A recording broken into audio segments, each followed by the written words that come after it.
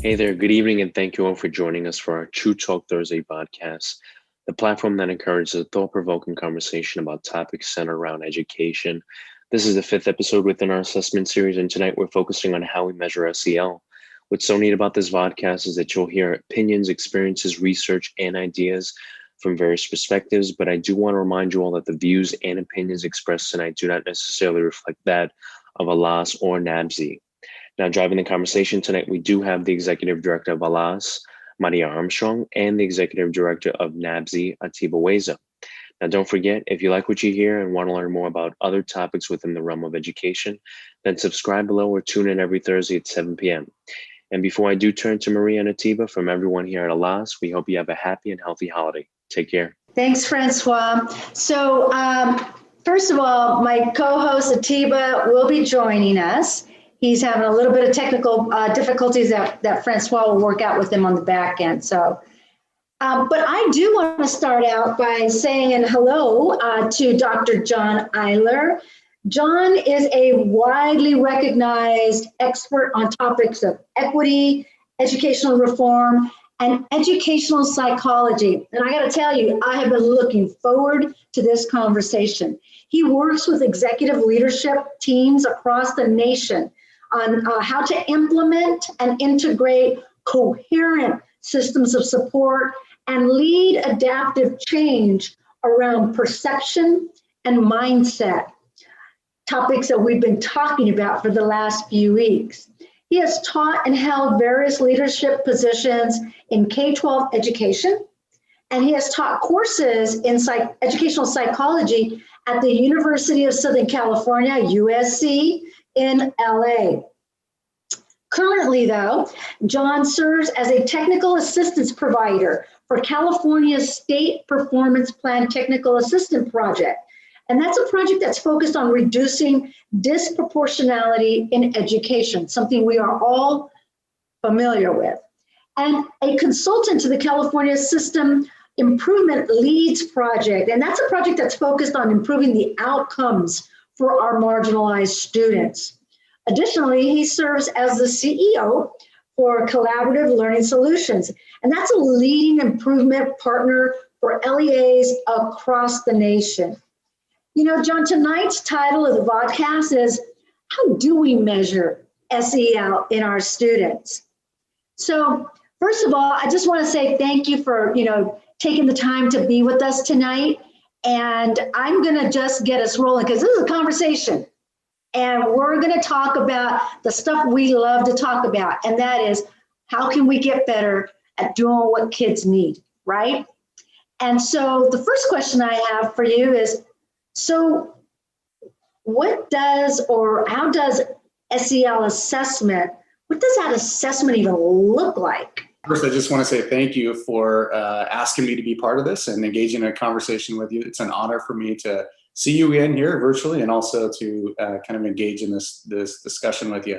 I'd also like to kind of qualify and say that this is, just a set of experiences to share with people. We very much take a position of that of a thought partner, not necessarily an expert in the field. And so part of what I want to share with you is just the journey that I've been on with my team and the journey that we've seen, with some of our partners in doing this work. So I think to start with that question, what does SEL assessment look like? I'd first want to kind of answer the question with a question that I think is still not 100% settled, but what is SEL to begin with, right? This is it's kind of like a newer kind of catchphrase. Everyone's into SEL. The answer to all of education's problems right now are SEL embedded. And so I think it's important to ask, well, what is it to begin with, right? And obviously, I think most of us are familiar with CASEL. CASEL's been a primary leader throughout the nation in terms of defining what is this, the 5 core competency areas. But there's been, I think, some additional work around when we talk about developing skills with kids. What is that from a comprehensive sense, right? There's academic skills. Our organization has really been pushing districts to consider not just the CASEL 5 competencies, but also looking at cognitive skills. So when you look at kind of executive functioning skill sets, inhibition, initiation, emotional regulation, planning, organization, Where do those fall in terms of the scope of these thinking skills, if you will, or just skills across the board? There's emotional and interpersonal skills that are involved in this. So I think, oftentimes we can have this very narrow view of, SEL is defined by these 5 core competencies. And so it's important to just ask, what is it that we're wanting to measure to begin with? The second thing that I think is somewhat problematic in just using like an off-the-shelf assessment is oftentimes these don't involve kind of a lens of culture, if you will. If we're talking self-regulation, whose version of self-regulation are you measuring, right? And how are you? Right. What is self-regulation or emotional regulation for that matter? What does that look like in a culture that's more collectivist in nature versus a culture that's more individualistic, right? So I think there's some unanswered questions around how do we measure it? What is it? Another, I think, challenge to this, and I know I'm not answering the question directly yet in terms of how we do it. I'll get there with some ideas. And that's okay. That's okay. Yeah.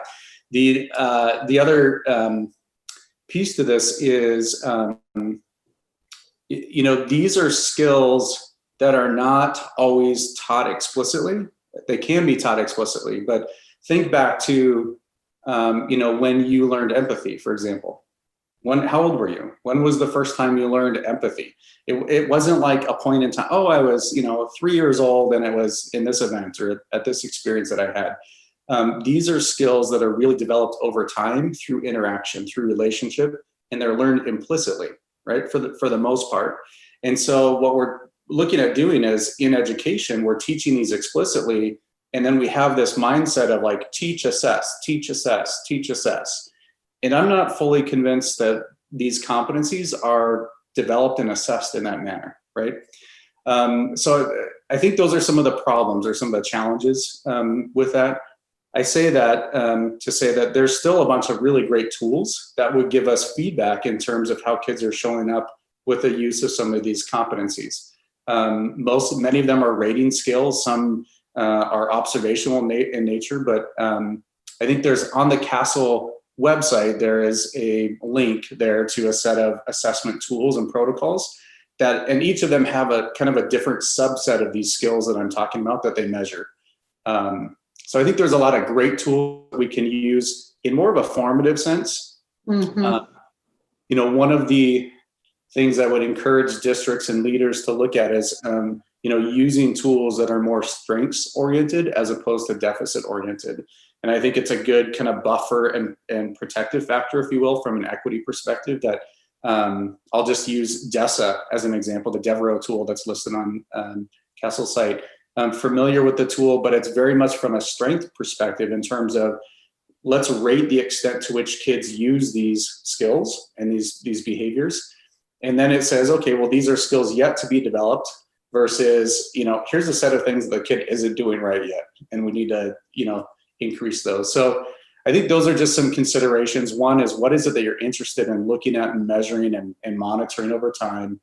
2, is it strengths oriented? And then 3, just from a culturally responsive place is, whose version of these skills are we assessing and just being kind of aware of what the expectation is with that. So those are some challenges around assessment. There are also some promises, if you will, or some hopeful pieces around that. The other thing that I think of, Maria, is this is all kid focused right now. And so when you look at social emotional competencies and keeping in mind that a lot of this is taught implicitly through relationships and interactions, I think what gets less attention is the need to really lean in and develop these competencies with adults. So age doesn't necessarily equate to high EQ, if you will, or high social emotional competencies. And so there's a lot of work even within education that we can really pour into the adults. And I think that's one of the best conduits for teaching some of these social emotional competencies to kids. I'm super excited to hear how, you talk about how it's not first of all, one size fits all, that never works. But second of all, it's not so cut and dry that, oh yeah, we're going to pay attention to SEL. We're going to pay attention to it. So we don't even know what that is or looks like. And that's an umbrella, like you said, a catch-all. And then there's a myriad of stuff, if you will, underneath that. And it's in that work, that digging deeper, and you take one, like self-regulation. And you're right, as adults, you can't even pinpoint back if and when you have learned that. And I underscore if. So it's like resiliency. We keep saying, kids have to learn how to be resilient. And the reality is they're learning everything and picking up everything that we as the adults in the space are demonstrating and interacting. So we have a whole, area of control that if we poured, I think the investment of the time, strength and energy and resources behind taking a hard look at self as adults, then maybe we can start to tackle and really understand what SEL is all about. ATIBA, my friend, you've got some questions for John? First of all, this is John. John, this is ATIBA. And you're on mute. There you go. Okay, so now I am live. Yay, success. Yeah, thank you very much for that, John. So SEL, at this time with the pandemic, the challenges, families, and sometimes even students and sometimes even families face. I don't know if you asked this, Marie, because I walked away for a minute when I couldn't get in, but do you provide or do you see cases where parents are facing some of the same challenges that students are in terms of their, not so much social emotional learning per se, but their anxiety around the safety of their children, what is occurring, and if so, how is that being addressed? Wow, what a heavy question. Do I see that? He jumps in the Zoom room and he drops a bomb on you, I'm telling you. No time. It's just right in. Yeah, it's a great question. And I think I'd say absolutely. Do we see this with adults? Very much so. I think in my own family, we see it. In very good friends and extended family, I see it. So I just know from personal experience, it's very close to home. And I know just through the interactions with our team and working with partners that, yeah, it's extremely real right now. I recently heard a statistic, our church actually, which was kind of interesting, the first time for me for our church to be taking a stance and an intentional look on mental health, to really kind of walk through this. They were saying that, in the past, roughly 20% of students in K-12 education have a mental health need. And now they're saying that statistic is 1 in 2 that have some type of a need, whether it's depression or anxiety, one of these mental health challenges. And so I think it's definitely heightened, and it's definitely a need.